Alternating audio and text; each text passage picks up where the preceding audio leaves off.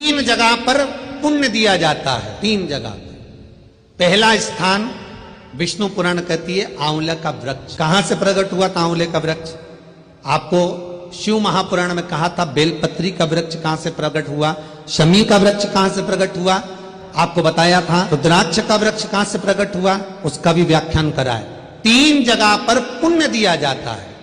पहले नंबर पर आंवले का वृक्ष। आंवले का वृक्ष कहां से प्रकट हुआ? तो विष्णु पुराण का 7वां अंश कहता है कि आंवले का वृक्ष भगवान नारायण एक बार जब माता लक्ष्मी के साथ में भ्रमण पर जा रहे थे तब भूमि देवी प्रकट हुई थी।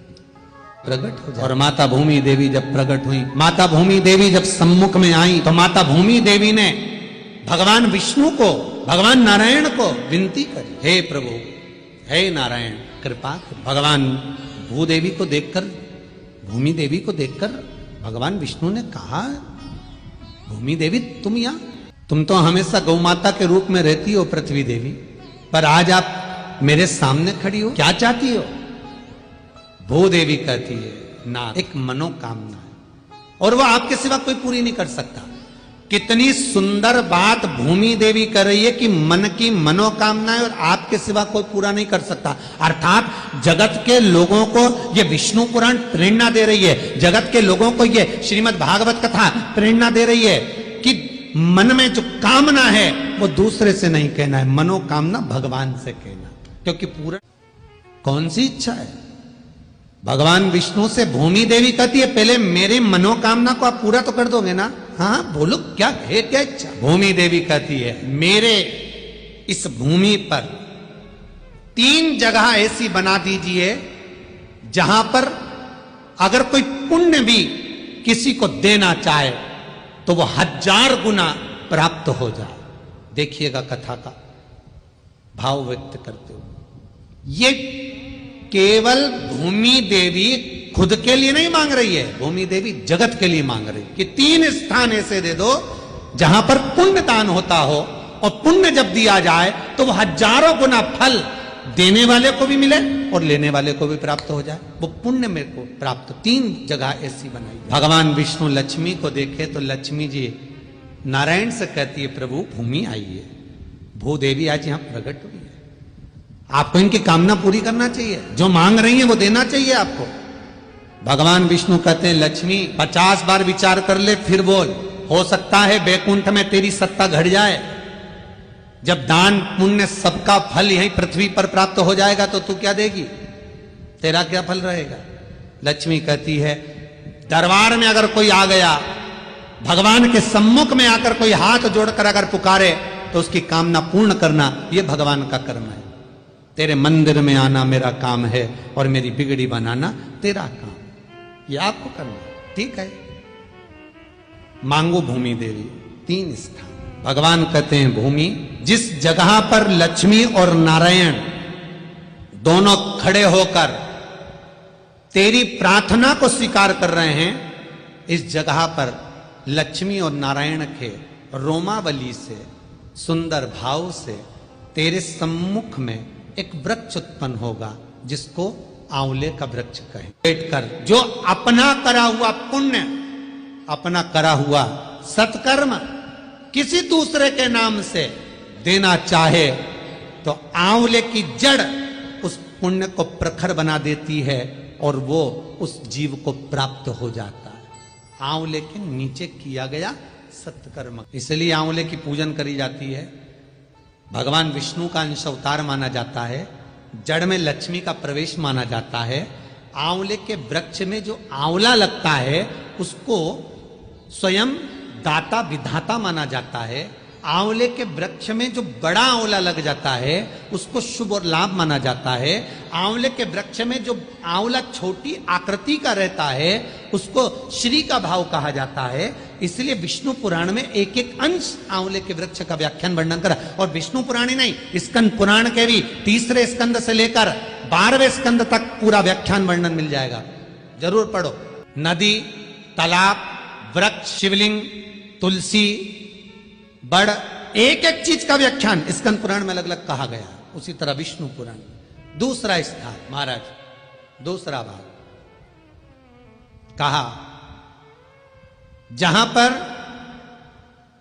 3 नदियां एक साथ मिल रही हो, इसलिए हिंदू धर्म में त्रिवेणी संगम को बहुत महत्व दिया। जब उत्तराखंड जाते हैं, बद्रीनारायण का दर्शन करने जाते हैं, तो बीच बीच में प्रयाग पढ़ते हैं। आप लोग गए होंगे, जितने लोग टीवी पर सुन रहे हैं सभी ने दर्शन करे होंगे।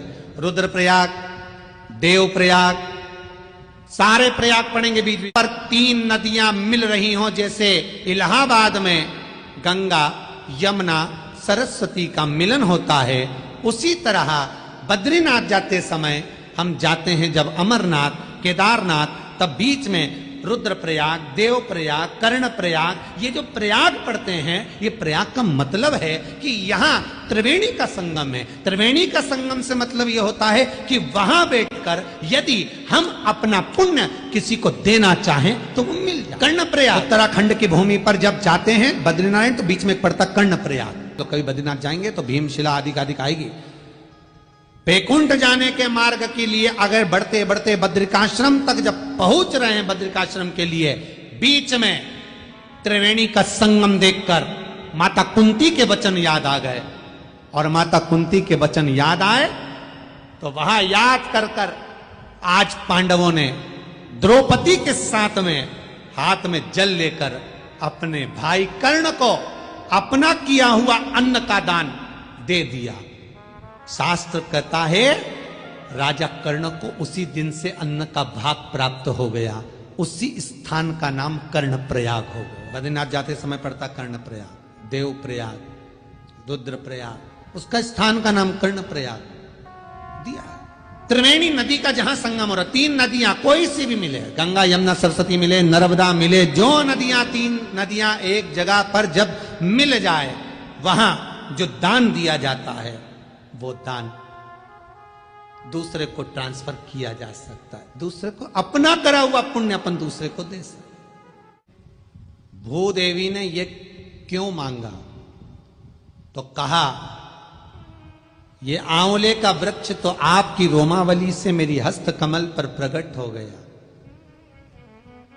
मेरा लक्ष्मी का और नारायण का जहां मिलन हुआ है, वहां पुण्य का प्रधानदायक भाव उत्पन्न। दुनिया के लोग बद्रीनाथ जाते हैं तब गाड़ी में बैठकर सीधे सीधे चल जाते हैं, पर कभी भी अगर प्रयागों पर रुके भी ना, कर्णप्रयाग पर, देवप्रयाग पर, रुद्रप्रयाग पर अगर रुके भी तो बस फोटो खींचेंगे और चलते बनेंगे। नहीं, अगर आप किसी एक प्रयाग को पार कर रहे हो, देवप्रयाग में पहुंच गए, पड़ेगा तो सही, गाड़ी से ही जा रहे हो, गाड़ी से ही जा रहे हो ना, पुल तो पड़ेगा। और गाड़ी से जाते जाते गाड़ी वाले को बोलो 5 मिनट रुक, देवप्रयाग आया, 5 मिनट रुक, कर्णप्रयाग आया, रुद्रप्रयाग आया, 5 मिनट रुक, और एक सिक्का, 1 रुपया लाल वस्त्र में थोड़ा सा चावल बांधकर अपने पास में पर्स में रखो। बद्रीनारायण जाते समय, कहीं मार्ग से जाते समय, बीच में जब 3 नदियां मिल रही हो, त्रिवेणी मिल रही हो, तब वो 1 का सिक्का लाल कपड़े में जो बंधा हुआ है, अपने पूर्वजों का नाम लेकर उसको फेंक दो। बस हमने अपने जीवन में जो भी पुण्य करा होगा उसका थोड़ा सा अंश, हमने पूरा अंश नहीं दिया, हमने थोड़ा सा अंश अपने पूर्वजों को, अपने पितरों को, अपने आहूतों को, अपने वासुकों को प्रदान कर दिया। थोड़ा सा। भूदेवी कह रही है पहला आंवले का वृक्ष हो गया जहां पुण्य दिया जा सकता है। दूसरा त्रिवेणी हो गई जहां पुण्य दिया जा सकता है। तीसरा स्थान भारत की भूमि पर एक कुंड ऐसा है जिसमें भगवान विष्णु सदा के लिए पानी के अंदर छुपे रहते हैं और साल में एक बार भगवान विष्णु निकलते, उसको कहते पुष्करणी। कहां पर है? तिरुपति अगर दर्शन करने गए होगे तो तिरुमाला में जब दर्शन करने तिरुपति जाते हैं, भगवान वेंकटेश का दर्शन करने से पहले बरहा भगवान नरसिंह भगवान का मंदिर है, उस मंदिर के पास में से जो रास्ता गया है वो पुष्करणी, उसको कहते हैं पुष्करणी। जहां भगवान विष्णु जल के अंदर विराजमान होकर साधना करते हैं। एक भगवान की मूर्ति है जो पूरे साल डूबी रहती है, साल में एक बारी बाहर निकलती बस कुछ देर के लिए। जब पुष्करणी खुद घटती है, पानी घटता है, उसमें से भगवान निकल जाते, फिर उनको भ्रमण कराते, फिर वापस जल में विराज। पुष्करणी के जल में बैठकर पुण्य अगर किसी को दे सकते हैं तो मिल जाए। सारे कुंड, तालाब, नदी, सरोवर का जल भरकर ला सकते हो, पर पुष्करणी का जल लाना नहीं चाहिए, क्योंकि वो पुण्य का देने वाला है। हम वहां बैठकर अगर कुछ देते हैं तो वो पुण्य किसी को भी प्राप्त हो सकता है। इसीलिए दुनिया के लोग तिरुपति में जाकर दान करते हैं। दान तो करते, पर उनको ये नहीं मालूम कि दान पुण्य किस स्थान पर, किस जगह करना। लोगों ने कह दिया तिरुपति में दान होता है, लोग केश दान करते, बाल दे देते हैं, कोई सोना दे रहा है, कोई चांदी दे रहा है, पर स्थान दिया है पुष्करणी स्थान। पुष्करणी का व्याख्यान स्वयं स्कंद पुराण में, विष्णु पुराण में और भागवत चर्चा में भी। आइए भक्तों, आज सुनते हैं तुलसी माता की चालीसा। यह चालीसा सुनने से होती है हर रोगों से मुक्ति, मिलती है सुख समृद्धि का आशीर्वाद। तो एक बार बोलिए प्रेम से विष्णु भगवान की जय, तुलसी माता की जय, भगवती माता की जय। श्री तुलसी महारानी करु विनय सिरनाय, जो मम हो संकट विकट दीजे मात नसाय। नमो नमो तुलसी महारानी, महिमा अमित न जाए बखानी। दियो विष्णु तुमको सम्माना, जग में छायो सुयस महाना। विष्णु प्रिय जय जयंती भवानी, तिहु लोक की हो सुख खानी। भगवत पूजा करे जो कोई, बिना तुम्हारे सफल न हो। जिन घर तब नहीं होए निवासा, उस पर करे विष्णु नहीं वासा। करे सदा जो तब नित सुमरन, ते ही के काज होए सब पूरन। कार्तिक मास महात्म्य तुम्हारा, जाको जानत सब संसारा। तब पूजन जो करे कुमारी, पावे सुंदर वर सुकुमारी। करे जो पूजा नित प्रति नारी, सुख संपत्ति से होए सुखारी। वृद्धा नारी करे जो पूजन, मिले भक्ति होवे पुलकित मन। श्रद्धा से पूजे जो कोई, भव निधि से तर जावे सोई। कथा भागवत यज्ञ करावे, तुम बिन नहीं सफलता पावे। छायो तब प्रताप जग भारी, ध्यावत तुम्हि सकल चितधारी। तुम्हि मात यत्र तंत्र में, सकल काज सीधे होवे क्षण में। औषधि रूप आप हो माता, सब जग में तब यश विख्याता। देव ऋषि मुनि और तपधारी, करत सदा तब जय जयकारी। वेद पुराणन तब यश ज्ञाया, महिमा अगम पार नहीं पाया। नमो नमो जय सुख कारिणी, नमो नमो जय दुख निवारिणी। नमो नमो सुख संपत्ति देनी, नमो नमो अख काटन छेनी। नमो नमो भक्तन दुख हरनी, नमो नमो दुष्टन मद छेनी। नमो नमो भव पार उतारिणी, नमो नमो परलोक सुधारिणी। नमो नमो निज भक्तन उबारिणी, नमो नमो जन काज सवारिणी। नमो नमो जय कुमति नशावनी, नमो नमो सब सुख उपजावनी। जयति जयति जय तुलसी माई, ध्याऊ तुमको शीश नवाई। निर्जन जानी मोहि अपनाओ, बिगड़े काज आप बनाओ। करूँ विनय मैं मात तुम्हारी, पूरन आशा करूँ हमारी। शरण चरण कर जोड़ी मनाओ, निस दिन तेरे ही गुण गाऊं। करहु मात यश अब मोह पर दाया, निर्मल होए सकल मम काया। मांगू मात या वर दीजे, सकल मनोरथ पूरन कीजे। जानू नहीं कुछ नेम उचारा, क्षमहु मात अपराध हमारा। मास करे जो पूजा, ताशम जग में और न दूजा। प्रथम ही गंगा जल मंगवावे, फिर सुंदर स्नान करावे।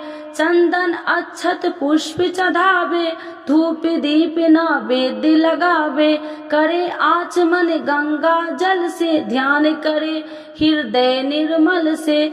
पाठ करे फिर चालीसा की, स्तुति करे माते तुलसी की। यह विधि पूजा करे हमेशा, ताके तन नहीं रहे कलेशा। करे मास कार्तिक का साधन, शोभे नित्य पवित्र सिद्ध होई जाई। है यह कथा महा सुखदाई, पढ़े सुने सो भव तर जाई। यह श्री तुलसी चालीसा, पाठ करे जो कोई। गोविंद सो फल पावही, जो मन इच्छा होई। तो एक बार बोलिए प्रेम से विष्णु भगवान की जय, तुलसी माता की जय, भगवती माता की जय, सर्व देवी देवताओं की जय।